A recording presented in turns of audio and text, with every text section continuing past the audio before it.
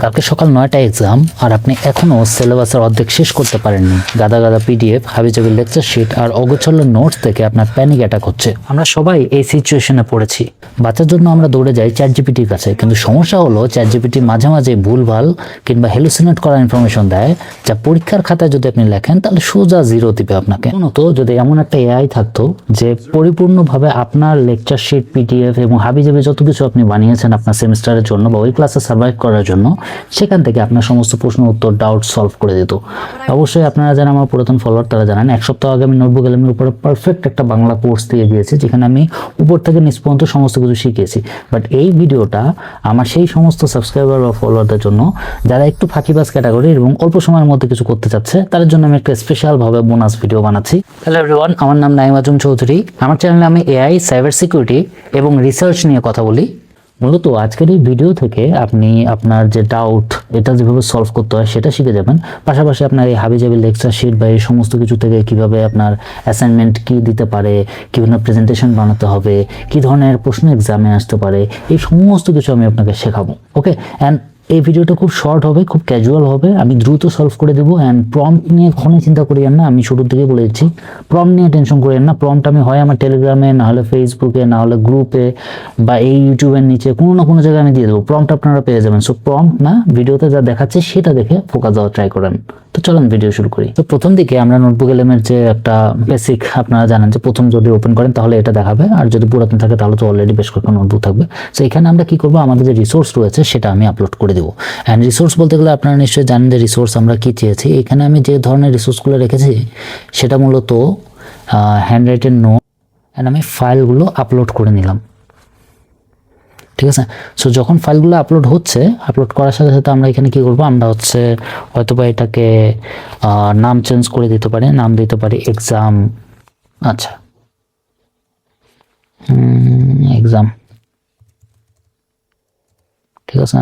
So আমরা এখানে file upload করে নিলাম। থার্মোডাইনামিক্সের উপরে আমাদের হ্যান্ড রাইটিং নোটস আছে, পিডিএফতে থার্মোডাইনামিক্স রিলেটেড কিছু আছে, সেটা আমি এখানে অ্যাজ এ রিসোর্স হিসাবে অ্যাড করলাম। ওটা আরও কিছু লোড হচ্ছে, হোক।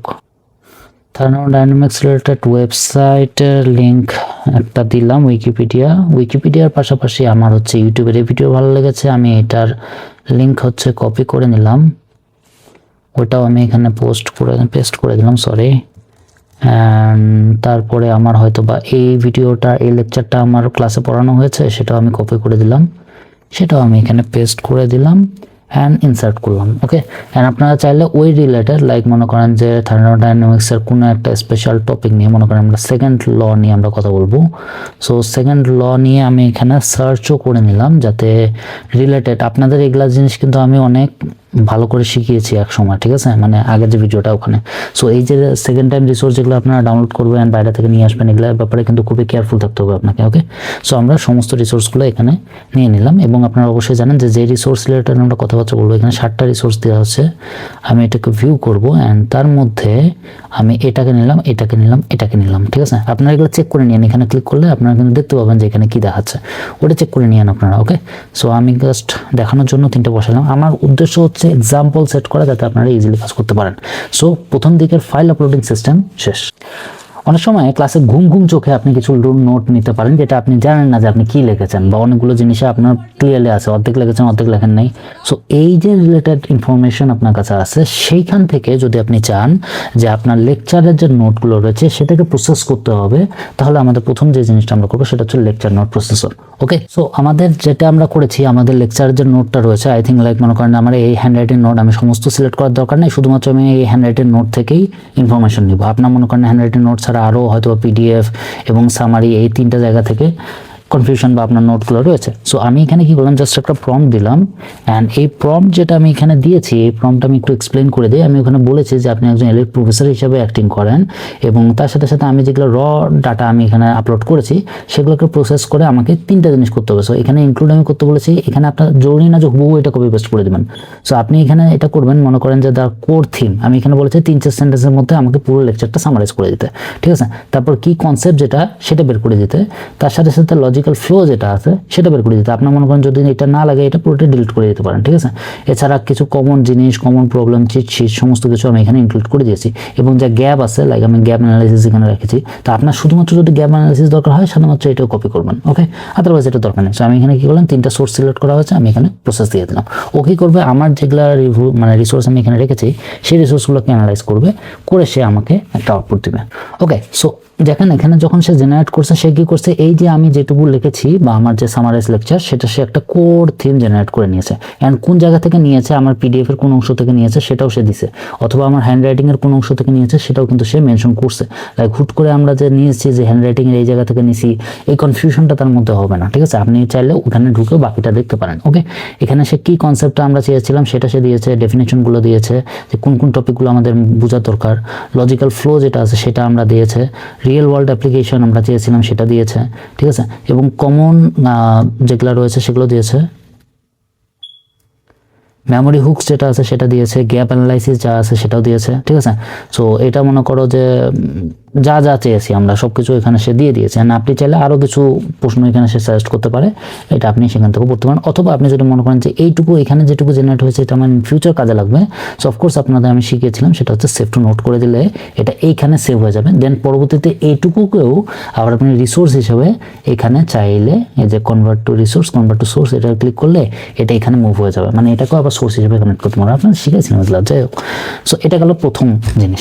এখন দ্বিতীয় পার্টে যেটা হয় সেটা হচ্ছে যে মনে করেন আমরা এখানে সমস্ত সোর্স সিলেক্ট করে নিয়েছি, অ্যান্ড সমস্ত সোর্স সিলেক্ট করার পরে আমাদের অনেক সময় হয় যে কোনো একটা চ্যাপ্টার, মনে করেন থার্মোডাইনামিক্সের কোনো একটা চ্যাপ্টারের কোনো একটা জিনিস আমি বুঝি নাই, ঠিক আছে।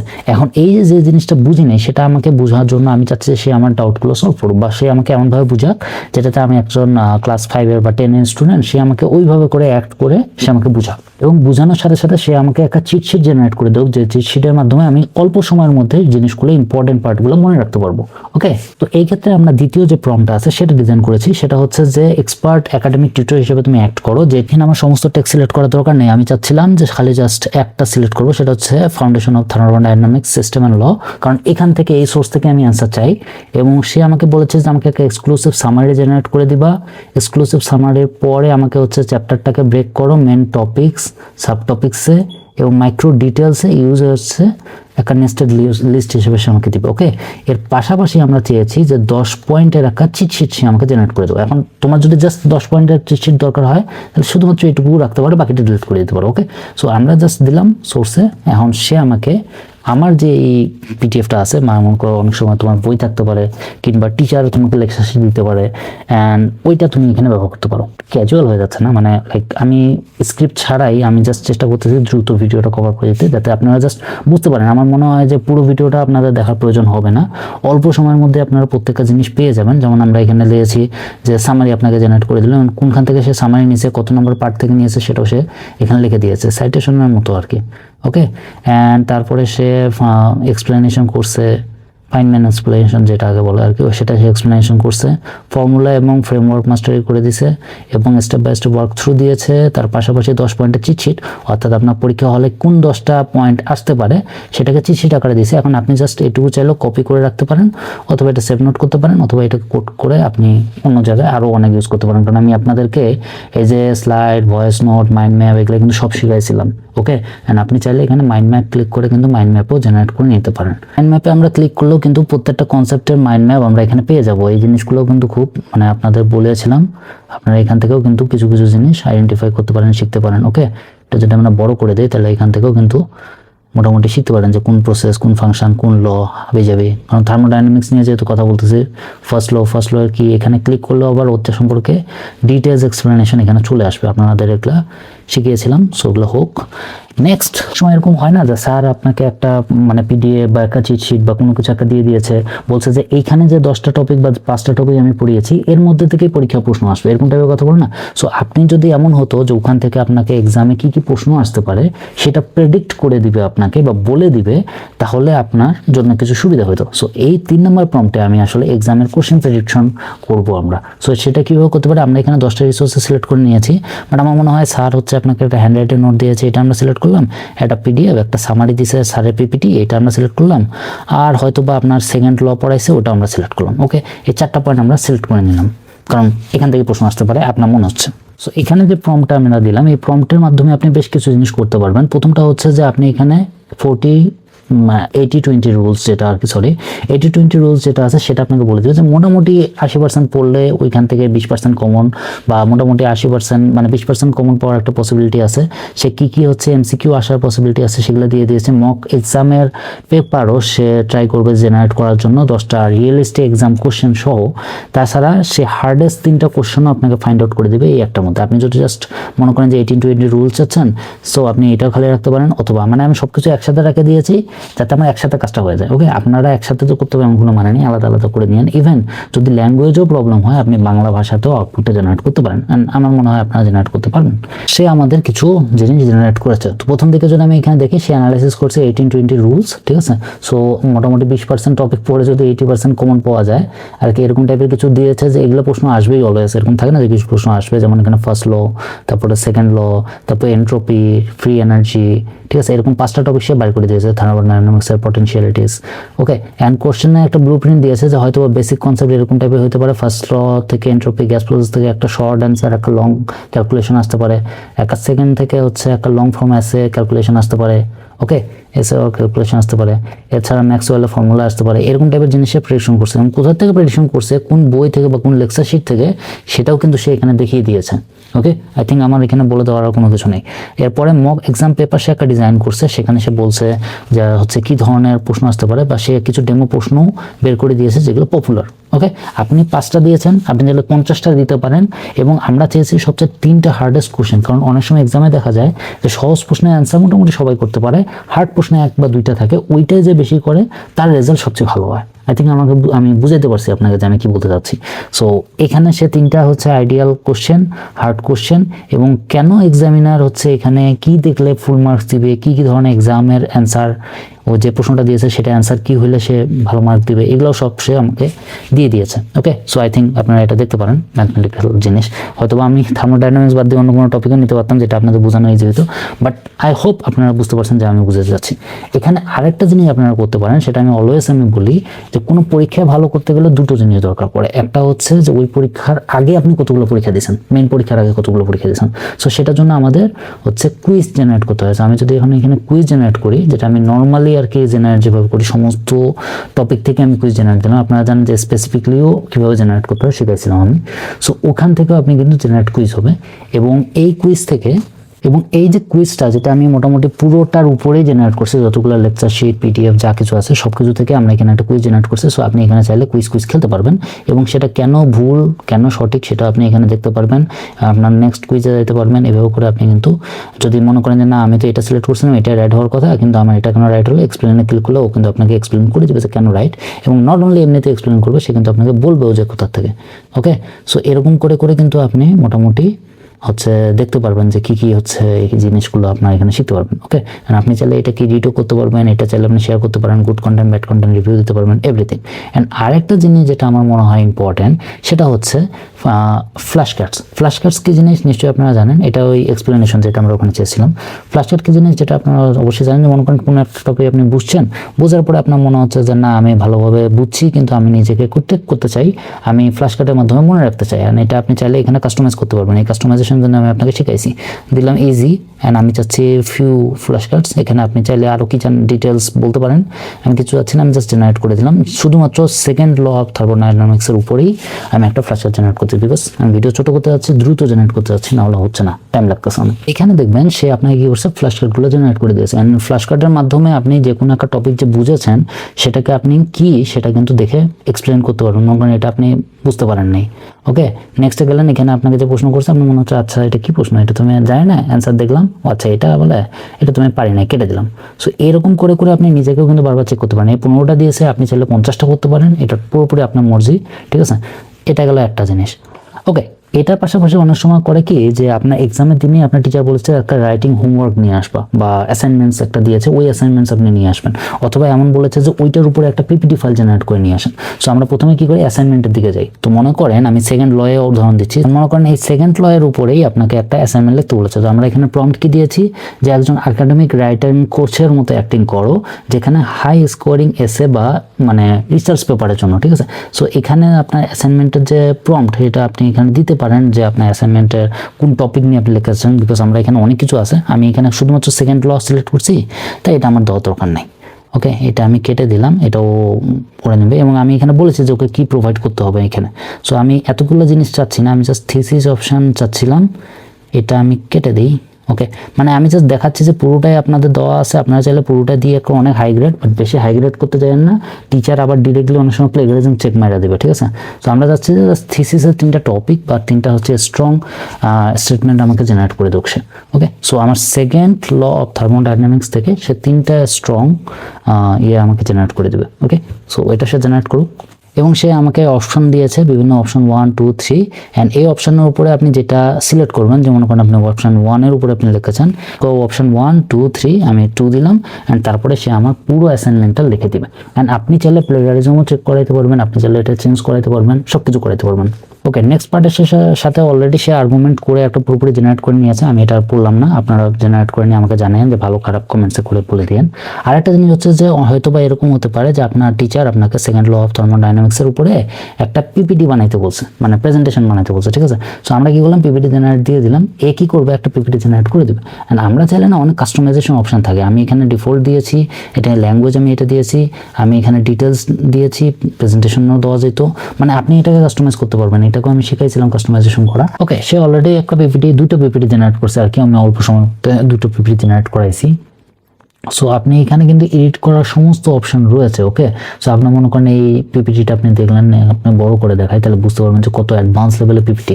এরকম পিপিটি যদি আপনি নর্মালি বানাতে চাইতেন সেকেন্ড লয়ের উপরে, তাহলে আপনার হাল খারাপ হয়ে যেত, যেটা আপনাকে এখানে ইজিলি সে জেনারেট করে দিয়েছে।